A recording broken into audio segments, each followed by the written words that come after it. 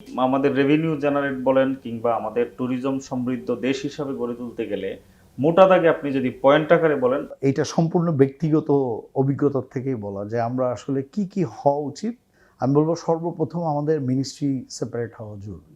যেমন মনে করেন ট্যুরিজম অ্যান্ড সিভিল এভিয়েশন দুইটা একত্রিত।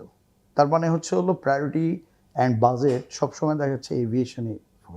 অবশ্যই আমাদের এভিয়েশনও করতে হবে। ইভেন সৌদি আরব কিন্তু আপনার এটা আপনারা জানেন যে এইটা শুধু সৌদি না, আপনি যদি পার্শ্বিক অন্যান্য জায়গায়ও দেখেন এভিয়েশন আসলে অনেক বড় একটা ব্যাপার, তার সাথে পর্যটন কোনোদিনও হয় না, যার জন্য কিন্তু এটা প্রায়োরিটিতে থাকে না। ইভেন দ্য বাজেট বলেন আর যাই বলেন, এটা হচ্ছিল একটা এভিয়েশন মিনিস্ট্রি হিসেবে চেনে অ্যাবসলিউটলি ফার্স্ট। অন্যান্য কান্ট্রিতে কিন্তু ট্যুরিজমটা কালচারাল মিনিস্ট্রির সাথে, কেননা this is relevant to our tourism.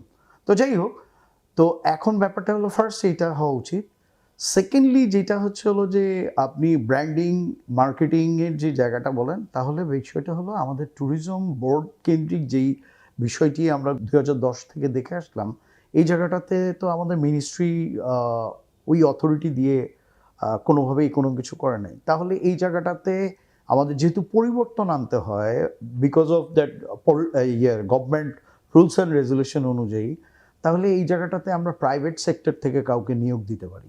কেননা একটা এক্সপিরিয়েন্সড মানুষ যদি এই জায়গাটাতে আসেন, তাহলে তো সে নিশ্চয়ই তার বেস্ট জিনিসটাই দেবে, এবং তার টেনরটা তো আর নিশ্চয়ই এই 2 বছরের জন্য হবে না, তার টেনরটা অবশ্যই এটা 10 বছর বা 15 বছর। সেখানে আসলে রিলাই করতে পারছেন না কেন যে আসলে বাহির থেকে একজন লোক? এইটা পরিকল্পনা এবং যেই ব্যাপারটা, এটা তো আসলে অ্যাবসলিউটলি আন্ডার দেয়ার কন্ট্রোল। কিন্তু আমি অ্যাজ এ স্টেক হোল্ডার, আমরা যারাই আছি, আমাদের কথা, আমাদের এই ডিমান্ডটা দেখেন।